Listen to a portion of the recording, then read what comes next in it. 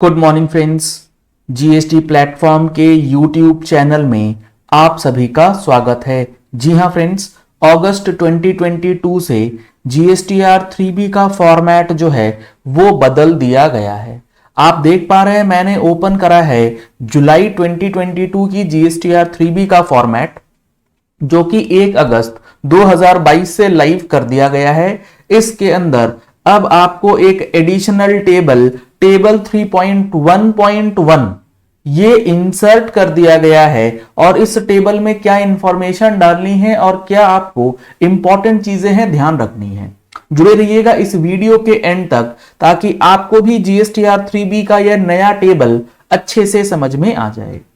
इसमें बताया गया है supplies notified under 9 subsection 5 of CGST act 2017, यानी कि आपको यहां पर उन सप्लाईज की डिटेल्स डालनी है जो नोटिफाई करी गई है सेक्शन 9 सबसेक्शन 5 के अंदर। सेक्शन 9 सबसेक्शन 5 के अंदर जो सर्विसेज नोटिफाइड हैं वो कुछ ऐसी सर्विसेज हैं जो दिया जा रहा है किसी ई कॉमर्स प्लेटफॉर्म को यूज करके।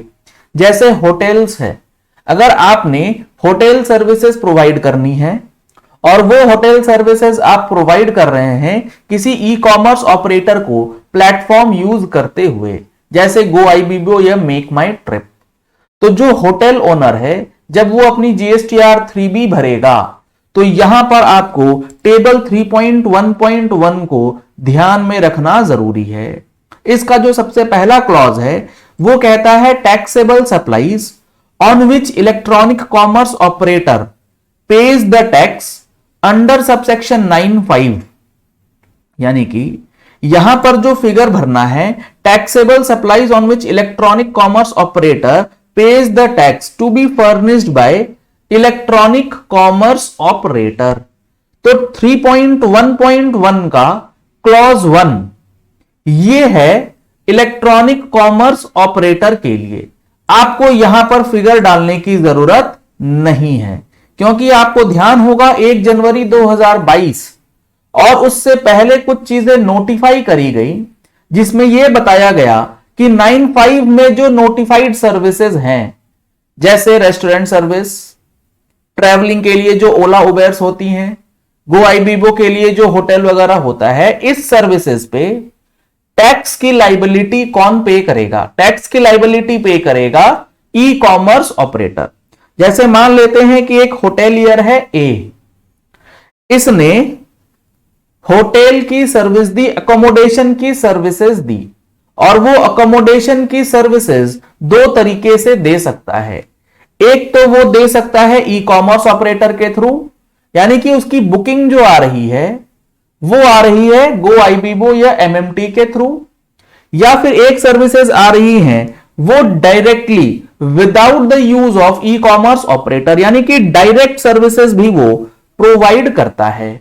तो ये जो टेबल 3.1.1 है ये बेसिकली वैसे सर्विसेज के लिए है जो होटलियर ने दिया है इस ई कॉमर्स ऑपरेटर के सर्विसेज को यूज करके, क्योंकि उन सर्विसेज पे टैक्स का पेमेंट इस होटेलियर ए को नहीं करना है, इस ई कॉम ऑपरेटर को करना है। तो जब ई कॉमर्स ऑपरेटर अपनी रिटर्न भरेगा तो वो उस फिगर को टेबल 3.1.1 के कॉलम नंबर 1 में डालेगा कि कितनी सर्विसेज उसने दी हैं और उसके ऊपर जीएसटी की लाइबिलिटी वो पे कर देगा। और यही सर्विसेज भले ही उसने ई कॉमर्स ऑपरेटर के थ्रू दिया हो, टैक्स उसने पे कर दिया ई कॉमर्स वाले ने, लेकिन आपकी सप्लाई तो है, तो आपको उस सप्लाई को डिक्लेयर करना है टेबल 3.1.1 के सब क्लॉज 2 में। यानी कि सर्विस प्रोवाइडर को क्लॉज नंबर 2 में डेटा फीड करना है taxable supplies made by registered person through electronic commerce operator on which electronic commerce operator is required to pay the tax. जो taxable value e commerce operator ऊपर लिखेगा वो figure आपको यहां पर पंच कर देना है, जो होटलियर है। अब इसमें ध्यान ये रखना है कि अभी तक जैसे मान लेते हैं हमारे एग्जाम्पल में जो होटल वाला है ए, उसने ई कॉम के थ्रू दिया 100 रुपए की सर्विस और डायरेक्टली प्रोवाइड करी उसने 100 रुपए की सर्विस। टोटल 200 रुपए की सर्विस वो प्रोवाइड कर रहा है। अभी तक जब टेबल 3.1.1 नहीं था तो आपको वो पूरा का पूरा 200 रुपया जो है वो टेबल 3.1 के ए में दिखाना पड़ता था। और अब यहां पर जो चेंज कर दिया गया है, ये जो 100 रुपए है जिस पे ई कॉम ऑपरेटर टैक्स पे करेगा वो 3.1.1 के 1 में जाएगा, और वो 100 रुपया फिर आपको 1.1.1 के 2 में भी डालना होगा। और अगला जो 100 रुपया है जो डायरेक्ट दिया गया वो आपको टेबल 3.1 में ही डालना है। कहने का मतलब है कि 3.1 में ये 100 रुपीज जो 95 के अंदर ऑलरेडी आ गया वो आपको इस टेबल में 3.1 में इंक्लूड नहीं करना है, नहीं तो डुप्लीकेट टर्नओवर जो है वो आपकी चली जाएगी। अगर आप इसका हेल्प सेक्शन पढ़ेंगे, और इसके लिए हमने अपनी टैक्स मैगजीन में भी इस बार एनालिसिस प्रोवाइड किया है जो आज से कल में आप लोगों को ईमेल पे प्रोवाइड कर दी जाएगी। अगर आप लोगों ने अभी तक टैक्स मैगजीन का सब्सक्रिप्शन नहीं लिया है तो दिए गए नंबर्स पे कॉल करके व्हाट्सएप करके आप टैक्स मैगजीन का सब्सक्रिप्शन ले सकते हैं। अगर आप यहां देखेंगे तो इन्होंने जो इंस्ट्रक्शन दिया है कि टेबल 3.1.1 का क्लॉज 1, इसमें क्या चीजें जाएंगी? Supplies made through E commerce operator under 9(5) and corresponding provisions of IGST on which ECO is liable to pay tax shall be declared by the ECO here। यहां पर ई कॉमर्स ऑपरेटर भरेगा। These supplies should not be reported in table 3.1A। Main table में इस particular supply को 9(5) वाली को include नहीं करना है। और क्लॉज 2 जो है इस नए टेबल का, उसमें वो एंट्री डालनी है जिसमें टैक्स तो पे कर दिया है ई कॉमर्स ने, लेकिन सर्विसेज एक्चुअली हैं जो रजिस्टर्ड पर्सन है उसकी। ये वाले पूरे का पूरा फिगर जो है वो आपको टेबल 3.1C में भी नहीं रिपोर्ट करना है, क्योंकि टेबल 3.1C जो है वो किस चीज की बात करता है? वो बात करता है एग्जेम्प्टेड सप्लाईज की। जब तक ये टेबल 3.1.1 नहीं था तब तक वो सर्विसेज जिस पे ई कॉम वाले टैक्स पे कर रहे हैं, गवर्नमेंट ने ये बोला था कि आप एग्जेम्प्टेड सप्लाईज में दिखा दीजिए।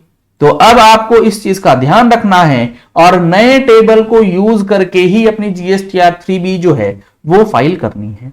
अगर आपको जीएसटी रिटर्न्स फाइल करने में या जीएसटी में कोई प्रॉब्लम आती है, कोई क्वेरीज होती है, तो आप उसके लिए हमारी पेड मेंबरशिप ले सकते हैं, जिसकी डिटेल्स के लिए नंबर्स आपको स्क्रीन पे दिए गए हैं। चलिए इस वीडियो को यही एंड करते हैं। आशा करते हैं आपको ये GSTR 3B का नया फॉर्मेट जो 1 अगस्त 2022 से इंप्लीमेंट कर दिया गया है, इसका इंपॉर्टेंट पॉइंट जो है वो समझ आ गया होगा। और इनपुट टैक्स क्रेडिट से रिलेटेड जो चेंजेस हैं वो अभी इंप्लीमेंट नहीं हुए हैं, तो जैसे पहले करते थे आपको वैसे ही इंप्लीमेंटेशन के साथ पुराने रूल्स के साथ ही फाइलिंग करनी है। Thank you and have a nice day.